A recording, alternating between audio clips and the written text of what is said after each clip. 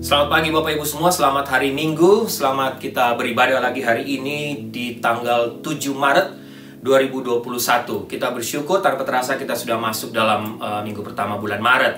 Dan Bapak Ibu, mulai bulan Maret ini kita akan masuk dalam seri khotbah yang baru. Kita akan belajar langsung dari pernyataan Tuhan Yesus tentang dirinya sendiri dengan kata akulah.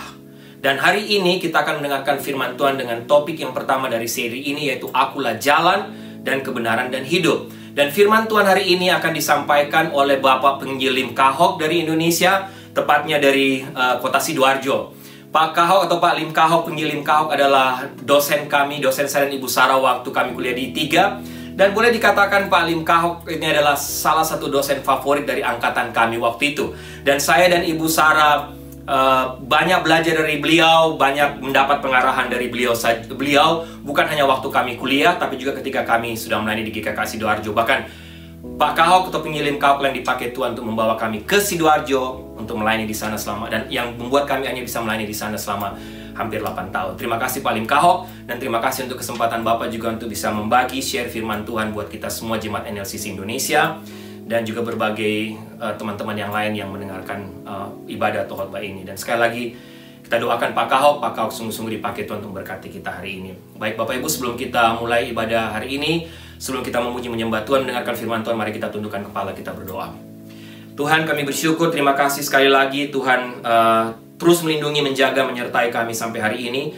Dan sekarang kami masuk dalam minggu pertama bulan Maret, tanggal 7 Maret, terima kasih Tuhan, terima kasih untuk kasih-Mu, terima kasih untuk pemeliharaan-Mu untuk tiap-tiap kami dan keluarga kami masing-masing sampai hari ini. Kami terus mengucap syukur untuk itu, dan terima kasih hari ini kami ada waktu juga untuk beribadah lagi, memuji menyembah-Mu, dan secara khusus mendengarkan firman-Mu melalui kebenaran firman Tuhan tentang akulah jalan dan kebenaran dan hidup yang akan disampaikan oleh hamba-Mu dari Indonesia, dari Sidoarjo, Bapak Pengilim Kahok. Hamba berdoa kiranya seluruh rangkaian ibadah hari ini dapat memberkati tiap-tiap kami, semua jemaat NLCC Indonesia, semua Bapak Ibu yang menonton ibadah ini di berbagai tempat, di berbagai belahan dunia, di tempat lain, kami semua diberkati dan merasakan kehadiran Tuhan. Terima kasih Tuhan. Seluruh rangkaian ibadah hari ini mulai awal, pertengahan hingga akhir kami serahkan dalam tangan Tuhan. Dalam nama Tuhan Yesus kami berdoa. Amin. Bapak Ibu, mari kita semua memuji dan menyembah Tuhan bersama.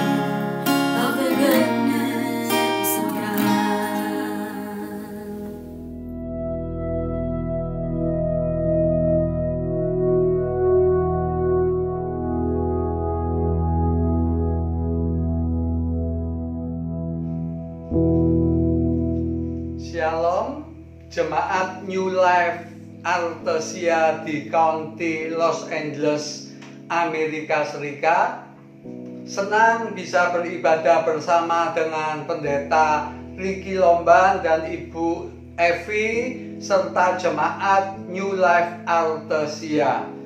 Mari kita buka Alkitab kita dari Yohanes pasal 14 ayat 6. Yohanes pasal 14 ayat 6, demikian bunyi firman Tuhan. Kata Yesus kepadanya, "Akulah jalan dan kebenaran dan hidup. Tidak ada seorang pun yang datang kepada Bapa kalau tidak melalui Aku." Tidak ada seorang pun yang datang kepada Bapa kalau tidak melalui Aku. Mari kita berdoa kepada Tuhan. Bapa di surga, basuh kami oleh darah Tuhan Yesus. Waktu, ruangan, suasana diri kami kiranya dikendalikan Roh Kudus. Berbicaralah, kami siap sedia mendengar firman-Mu dalam nama Tuhan Yesus. Amin. Jemaat yang dikasihi Tuhan dan Ibu Bapak yang ada di mana saja, Yesus berkata, "Akulah jalan dan kebenaran dan hidup. Tidak ada seorang pun sampai kepada Bapa kecuali melalui Aku." Ini kata-kata yang diucapkan oleh Yesus sendiri yang menyatakan dirinya sebagai jalan. Apa artinya Yesus sebagai jalan? Sejak zaman Adam sampai sekarang, Allah dan manusia hubungannya pecah. Ada jurang yang tidak terseberangi antara Allah dan manusia. Bagaimana manusia bisa kembali kepada Allah? Kita ingat peristiwa Nabi Nuh, di mana dosa meluap, menggunung, sampai Allah harus membinasakan umat manusia dengan air bah. Saudara lihat juga Sodom dan Gomora. Dosa begitu banyak sampai Allah murka dan membinasakan kota Sodom dan Gomora dan penduduknya. Kita juga melihat kerajaan Israel, di mana raja pertama Saul, setelah itu Daud, lalu Salomo. Setelah itu kerajaan pecah, yaitu pada zaman Rehabeam, menjadi 10 suku dan 2 suku. Kerajaan utara yang disebut Israel tahun 722-an hancur dan dijajah oleh bangsa kafir. Tahun 600-an kerajaan selatan atau kerajaan Yehuda juga dijajah sehingga mereka diungsikan di Babel. Mengapa Israel hancur pada waktu itu? Karena mereka menyembah berhala, karena mereka melukai hati Tuhan. Yang menarik, Allah dengan gigih mencari Israel sampai datanglah Yesus, dan Yesus berkata, "Akulah jalan untuk mendamaikan manusia dengan Allah." Ibu bapak yang dikasihi Tuhan, Yesus Kristus adalah satu-satunya jalan supaya orang mendekati Allah Bapa di surga. Yang kedua, Yesus berkata adalah kebenaran. Semua filsuf mencari kebenaran. Yesus pernah berkata, "Siapa yang membuktikan aku berdosa?" Saudara, kalau saudara dan saya, siapa membuktikan aku berdosa? Saya yakin anggota keluarga kita, tetangga kita bisa menuding bahwa kita pemarah, bahwa kita egois, bahwa kita sombong. Tetapi Yesus berkata, "Siapa yang membuktikan aku berdosa?" Tidak ada satu orang pun yang bisa membuktikan Yesus berdosa. Sering orang berkata bahwa etika perjanjian baru itu ringan. Sebetulnya etika perjanjian baru lebih berat dari perjanjian lama. Kalau perjanjian lama berkata jangan membunuh, perjanjian baru berkata jangan ingin membunuh. Ingin saja tidak boleh. Perjanjian lama berkata jangan berzina. Perjanjian baru mengatakan jangan ingin berzina. Yesaya berkata, kebaikan kita seperti kain yang kotor. Di dalam bahasa Ibrani artinya darah haid yang ada di kain yang dipakai untuk haid. Berarti betul-betul kotor, saudara. Ibu bapak yang dikasihi Tuhan, Yesus satu-satunya kebenaran. Karena dia hidupnya kudus sejak di kandungan sampai meninggal. Tidak ada satupun orang yang bisa membuktikan dia berdosa. Yang ketiga, Yesus berkata, akulah hidup, jalan kebenaran dan hidup. Ibu bapak, bagaimanakah manusia yang fana bisa mengetahui kehidupan di seberang kubur dan menemukan damai sejahtera untuk jiwa mereka? Sejak zaman perjanjian lama sampai sekarang, umat manusia telah berusaha memecahkan teka-teki tentang kematian dan kehidupan di seberang kubur. Para ahli filsafat bergumul di dalam masalah kekekalan. Para pengikut spiritisme berusaha berkomunikasi dengan roh-roh yang telah meninggal. Tabir rahasia kehidupan setelah kematian sudah diajarkan oleh Yesus, sudah dibuktikan oleh Yesus, dan diajarkan juga oleh Paulus. Pernyataan Allah berdasarkan kebangkitan Yesus sebagai fakta sejarah. Ibu bapak, di zaman Yesus Tuhan kita, orang Farisi percaya bahwa ada kebangkitan orang mati. Tapi orang Saduki tidak percaya. Yesus mengajarkan kebangkitan orang mati dan membungkam mulut-mulut orang Saduki. Memang di perjanjian lama, kehidupan kekal di surga ada di Ayub pasal 14, di Daniel pasal 12, tapi belum terang benderang. Ketika Yesus bangkit di antara orang mati, membuktikan bahwa kebangkitan itu ada. Yesus pernah berkata, di rumah Bapakku banyak tempat tinggal. Artinya kehidupan di balik kubur itu kehidupan yang real, bukan di awan-awan, bukan di awang-awang. Alkitab berkata, kewargaan kita adalah surga. Ibu bapak yang dikasihi Tuhan, kematian adalah fakta di dalam hidup. Kematian bukanlah kebetulan, tapi kematian sudah ditetapkan oleh Allah. Ibrani 9 ayat 27 berkata, manusia ditetapkan satu kali mati, dan sesudah itu dihakimi. Tolong tanya, jikalau ibu bapak malam ini, jemaat Artesia di California, pada malam ini, pagi ini, mendadak meninggal, kemanakah jiwa saudara? Kemanakah roh saudara? Yesus berkata, akulah hidup. Ibu bapak, kekristenan bukanlah sistem filsafat, bukanlah sekumpulan ritual, bukanlah kitab undang-undang.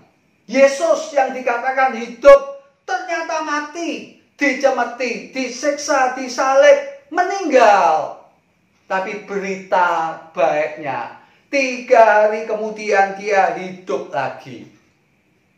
Saudara tahu di Yohanes pasal 11, ada kisah Lazarus yang meninggal 4 hari. Setelah itu dibangkitkan oleh Yesus. Tubuhnya sudah membusuk, sudah berbau, sudah kembali ke tanah. Tetapi dibangkitkan kembali.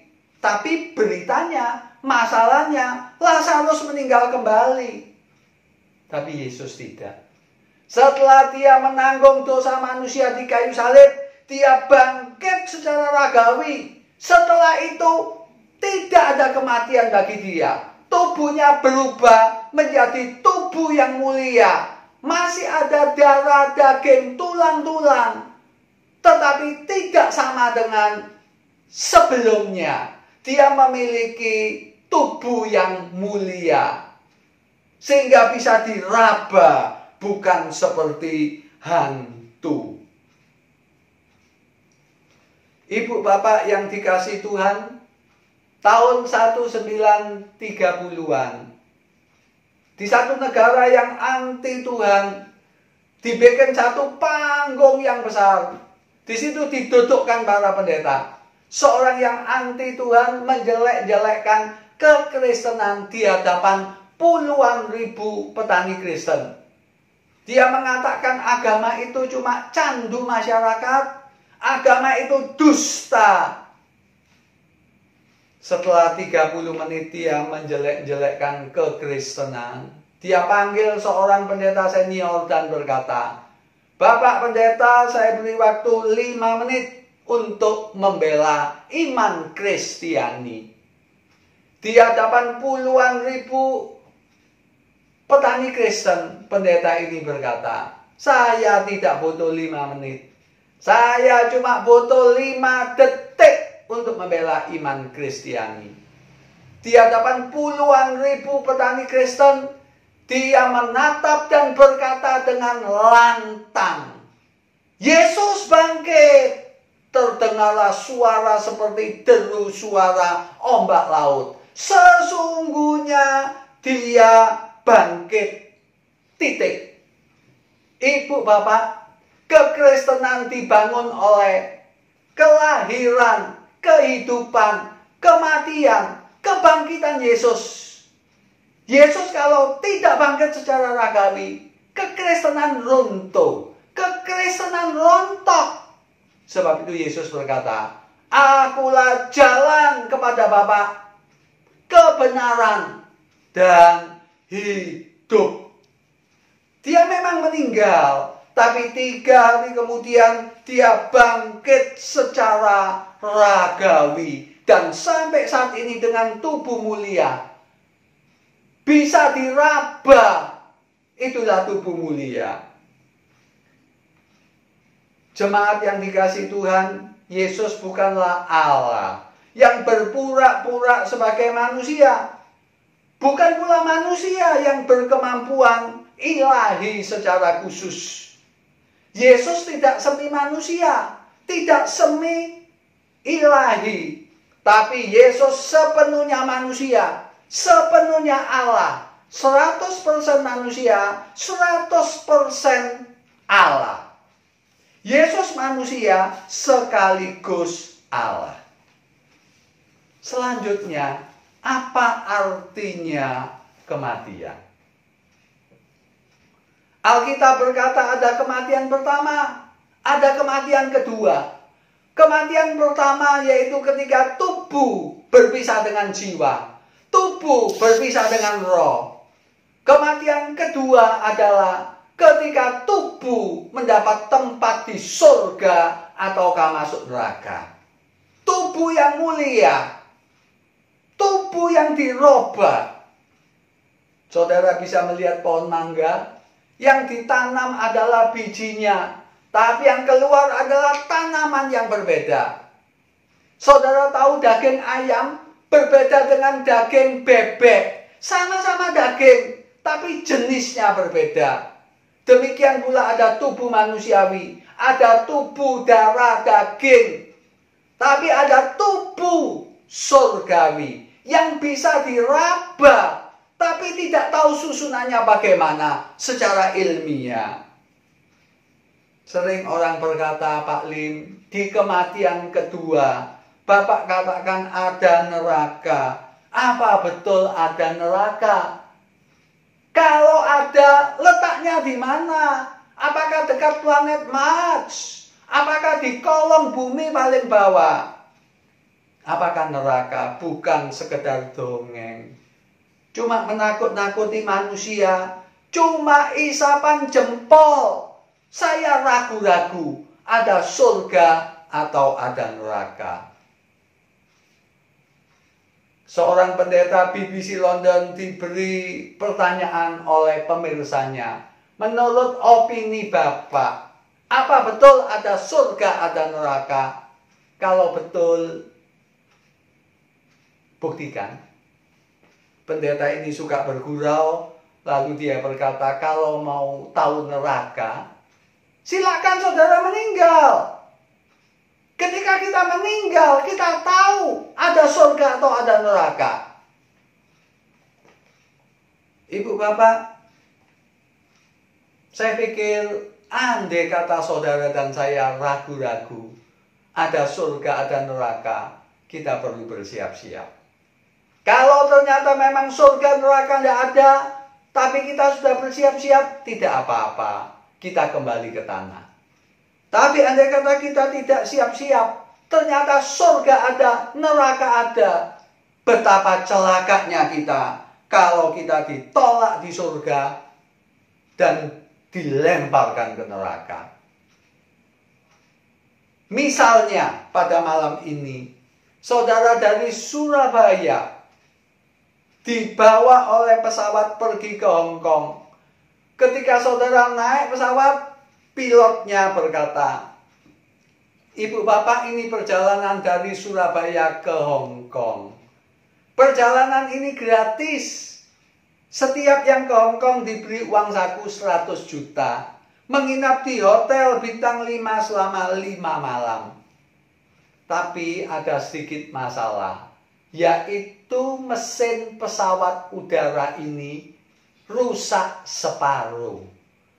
Kemungkinan sampai ke Hong Kong 50%. Kemungkinan celaka dan meledak di udara juga 50%. Kalau ibu bapak mau ikut, silakan tetap. Kalau tidak mau ikut, silakan turun. Saudara di pihak yang mana? Yang tetap atau yang turun? Sebab itu saya usul, andai kata saudara ragu-ragu ada surga, ada neraka, tetaplah mempersiapkan diri. Lebih baik kita bersiap-siap. Tapi kita percaya surga ada, neraka ada. Sebab apa? Alkitab berkata, Yesus berkata. Kalau Yesus berkata, berarti pasti terjadi. Karena dia adalah Allah yang menjadi manusia. Kalau Allah menjadi manusia, berarti dia tidak mungkin berdusta, saudara. Tapi mungkin ada orang yang lebih berani lagi. Dia berkata, Pak Lim, saya tidak suka ke surga. Soalnya surga itu warnanya putih, membosankan. Kita akan seperti malaikat pakai sayap, terbang dari awan ke awan memuji Tuhan. Isinya surga adalah kebaktian melulu. Jam 7 ibadah, jam 9 ibadah, jam 1 ibadah lagi, jam 7 ibadah, latihan kur, doa semalam suntuk. Apanya yang menyenangkan dengan surga? Surga itu membosankan. Ibu bapak, tahun 2009, kebetulan saya dalam waktu 1 bulan pelayanan di 3 kota. Yang pertama saya ke Melbourne, setelah itu saya ke Tokyo, setelah itu saya ke Senggigi. Tokyo dengan kemajuan teknologinya, Melbourne dengan panoramanya yang indah, dengan kehidupannya yang nyaman, Senggigi dengan debur ombaknya yang menenangkan hati. kota dengan 3 jenis lingkungan yang berbeda. Saya hanya berkata, kalau di dunia yang berdosa saja masih banyak tempat-tempat yang indah, bagaimana mungkin surga kalah indah dan membosankan? Ada Swiss, ada London, ada Hong Kong, ada Raja Empat, ada Pantai Bunaken. Bagaimana mungkin surga bisa lebih jelek dan lebih membosankan? Tapi ada orang yang lebih berani lagi. Pak Lim, saya ini tidak suka masuk surga, tapi suka masuk neraka. Soalnya apa? Saya ini perokok berat, Pak Lim. Neraka kata Bapak ada lautan api dan belerang. Berarti di mana-mana ada api. Saya bisa menyulut rokok di mana-mana. Saudara ini terlalu sembrono. Saudara mau tahu rasanya neraka gampang. Pulang dari ibadah ini, masak air di satu dandang. Setelah air itu mendidih, setelah air itu 100 derajat Celcius, ambil gayung, lemparkan ke kepala saudara sampai ke pantat saudara. Apakah itu enak? Apakah kepanasan itu enak? Ibu bapak, saya tidak menakut-nakuti. Tapi neraka itu betul-betul tempat yang mengerikan.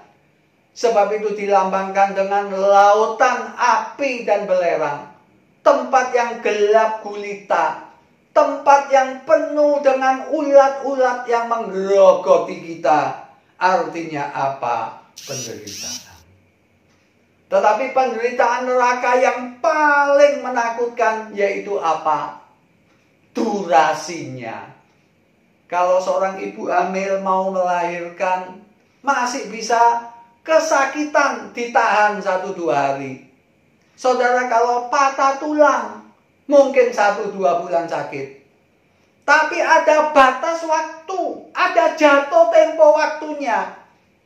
Tapi di neraka durasinya kekal. Durasinya selama-lamanya. Tuh, Pak Lim, Allah itu kok jahat ya. Allah itu kok kejam ya.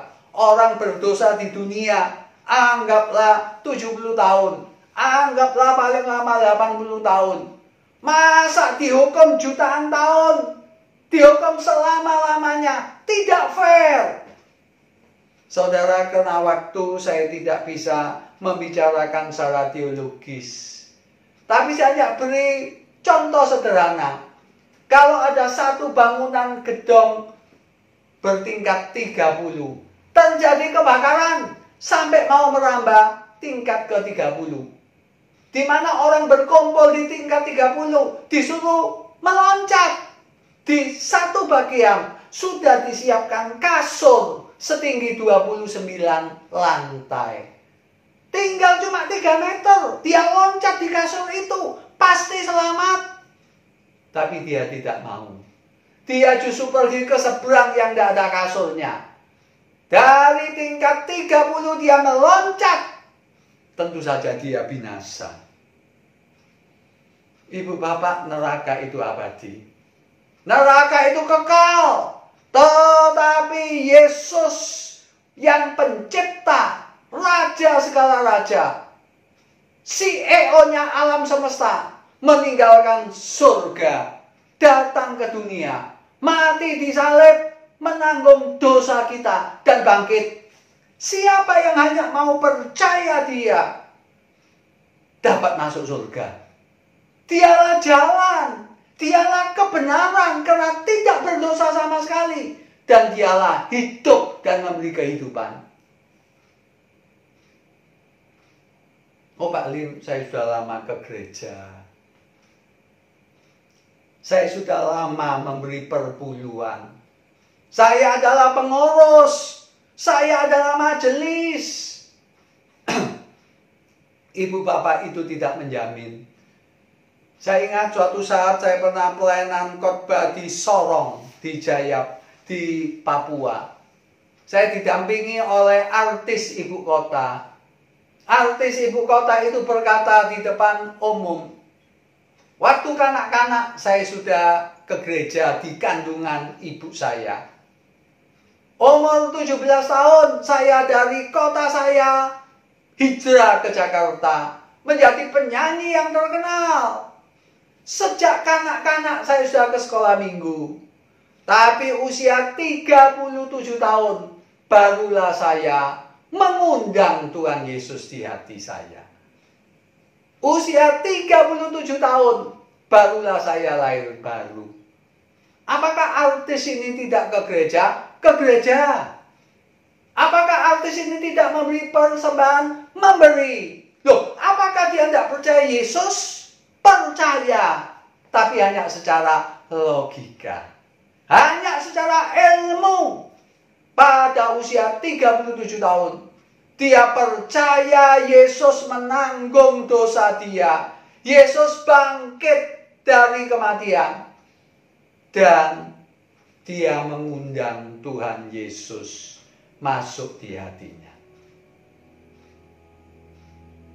Ibu bapak, adakah momen saudara minta ampun dosa kepada Tuhan dan mengundang dia masuk di hati saudara?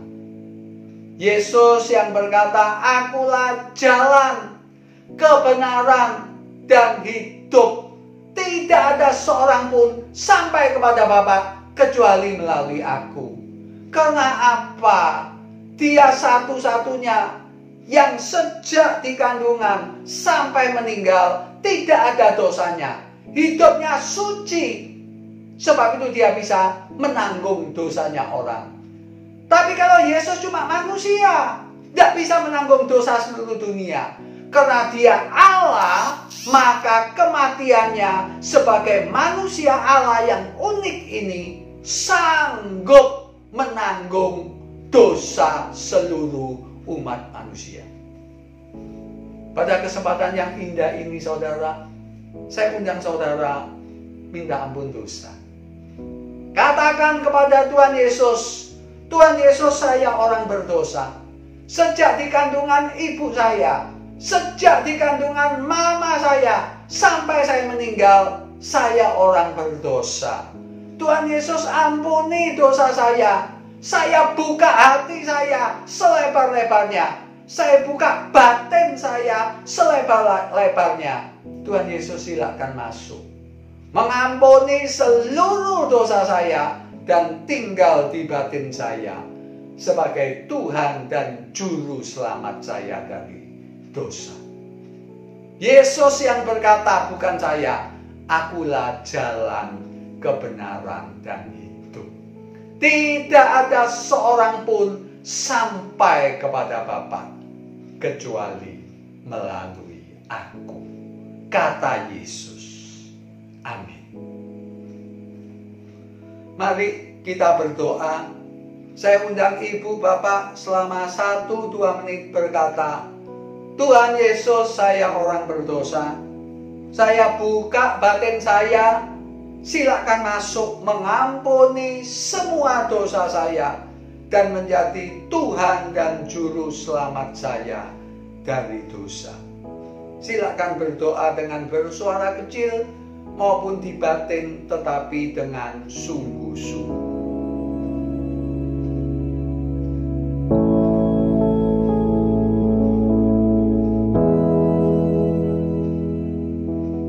Tuhan Yesus, kami orang berdosa. Ampuni dosa saya, dosa kami sejak dari kandungan mama kami sampai kami meninggal oleh darah Tuhan Yesus. Tuhan Yesus, jadilah Tuhan dan Juru Selamat saya dari dosa selama-lamanya. Amin.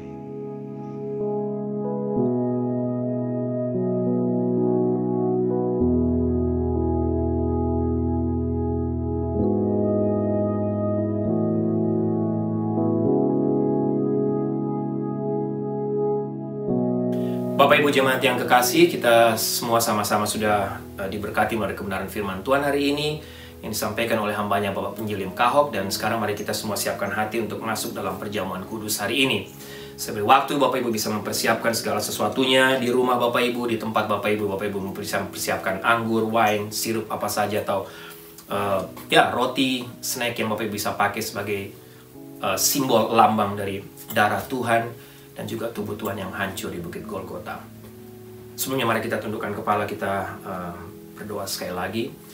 Tuhan, terima kasih karena hari ini, pagi ini, di minggu pertama bulan Maret kami ada waktu lagi untuk melaksanakan perjamuan kudus. Dan doa hamba, perjamuan kudus seperti ini yang sebulan sekali kami lakukan, tidak hanya menjadi momen di mana kami mengingat kembali apa yang Kau lakukan, tapi paling tidak itu juga bisa menguatkan kami, tapi juga sekaligus kami makin hidup takut Tuhan. Kami juga makin memberi hidup kami melayani Tuhan dan memberikan yang terbaik untuk Engkau.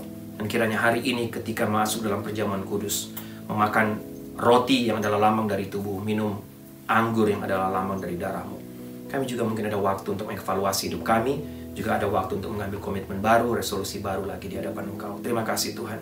Kami menyerahkan semua jalannya perjamuan kudus hari ini dalam tangan-Mu. Dalam nama Tuhan Yesus kami berdoa.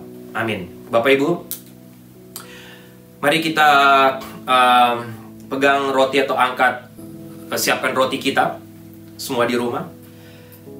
Jangan lupa Bapak Ibu, roti yang kita pecah-pecahkan ini mengingatkan kita akan tubuh Kristus yang diserahkan bagi kita untuk menebus kita. Demikian pula dengan cawan minuman ini yang kita pakai untuk mengucap syukur, mengingatkan kita akan darah Kristus yang dicurahkan bagi kita untuk pengampunan dosa kita. Sekali lagi Bapak Ibu bisa siapkan roti, Bapak bisa mengangkat roti di tangan kanan atau snack apapun yang Bapak Ibu punya di rumah. Yesus berkata, inilah tubuhku yang diserahkan bagi kamu, perbuatlah ini menjadi peringatan akan aku. Makanlah.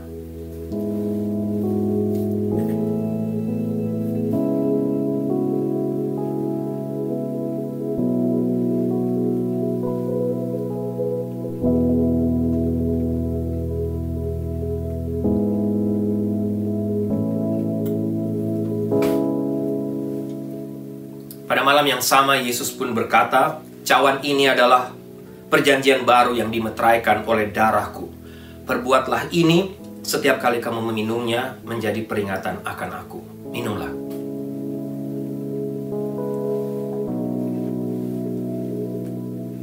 Semua Bapak Ibu tundukkan kepala. Saya beri waktu Bapak Ibu untuk mengambil waktu teduh, berdoa dan mengucap syukur untuk perjamuan kudus hari ini di hadapan Tuhan. Nah, sekali lagi seperti saya katakan, silakan kalau Bapak Ibu mau mengevaluasi, Bapak Ibu mau ambil komitmen baru, resolusi baru di hadapan Tuhan, silakan saya beri waktu.